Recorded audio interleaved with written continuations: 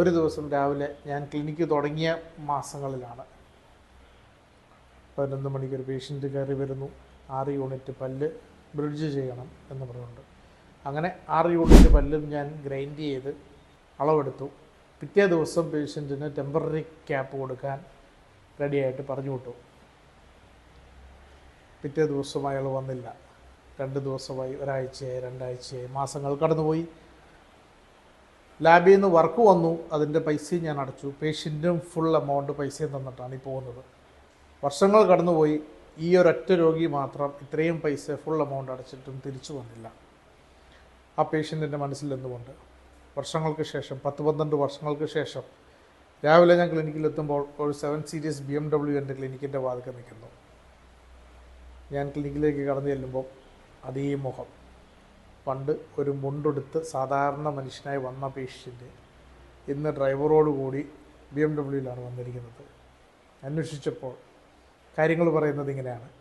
അന്ന് രാത്രിയിൽ അങ്ങേർക്ക് ബാംഗ്ലൂരിൽ നിന്നൊരു കോൾ വരുന്നു. ഒരു വലിയ ഫ്ലാറ്റിൻ്റെ കൺസ്ട്രക്ഷൻ കമ്പനിയുടെ കൊട്ടേഷനാണ്. ആ കമ്പനികളുടെ എല്ലാ ഫ്ലാറ്റുകളും പെയിൻറ്റ് ചെയ്യാനുള്ള കൊട്ടേഷൻ അന്ന് അയാൾക്ക് കിട്ടുകയാണ്. അങ്ങനെ വർഷങ്ങൾ കൊണ്ട് ഇന്ന് അയാൾ വലിയൊരു കോടീശ്വരനായി മാറിയിരിക്കുന്നു. തിരിച്ചു വന്നു. ഞാൻ വിചാരിച്ചു പല്ല് വെക്കാനായിരിക്കും വരുന്നത് എന്ന്. വന്ന് ഈ പൈസ മേടിച്ച് കഴിഞ്ഞിരുന്നു എന്നുള്ള കാര്യവും മറക്കരുത്. പേഷ്യൻ്റ് വന്ന് ഇരുന്നു. സന്തോഷത്തോടെ കുറച്ച് വർത്തമാനങ്ങളൊക്കെ ഞങ്ങൾ പറഞ്ഞ് ഡെൻ്റൽ ചെയറിലിരുന്നു. അങ്ങേർക്ക് വേണ്ടത് ആകെ പുറയിലത്തെ അണപ്പല്ലിലെ ഒരു ഫില്ലിങ് ചെയ്യാനാണ്. അപ്പോഴും ഫ്രണ്ടിലത്തെ പല്ലുകളിൽ ക്യാപ്പ് ഇട്ടിട്ടില്ല. ആ ക്യാപ്പുകൾ എൻ്റെ കൈകളിലാണ്. ചോദിച്ചപ്പോൾ അതൊരു വിശ്വാസമായി പോയി. അന്ന് രാത്രിയിൽ കൊണ്ട് അയാൾക്ക് എന്തൊക്കെയോ മാറ്റങ്ങൾ വന്നു. അയാളുടെ ജീവിതം മാറി പറഞ്ഞു. തിരിച്ച് ക്യാപ്പ് വെക്കാൻ അയാൾക്ക് ഇന്ന് ഭയമാണ്.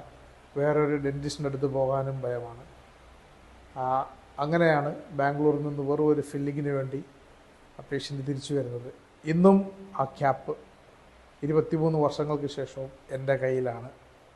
പേഷ്യൻ്റ് ക്യാപ്പില്ലാതെ ഗ്രൈൻഡ് ചെയ്ത പല്ലുമായി സുഖമായി ജീവിക്കുന്നു. ഇങ്ങനൊരു അനുഭവം ഒരെണ്ണം മാത്രമേ എൻ്റെ മനസ്സിലുള്ളൂ. മുഴുവൻ പൈസയും തന്നിട്ട് ക്യാപ്പ് വയ്ക്കാതെ തിരിച്ചു പോയുള്ളൂ. അയാളുടെ രാശി ആ പല്ലുകളിലാണെന്ന് ഉറച്ച് വിശ്വസിച്ചു ആ മനുഷ്യൻ. ഇങ്ങനൊരു കഥ എൻ്റെ അനുഭവത്തിലുണ്ട്.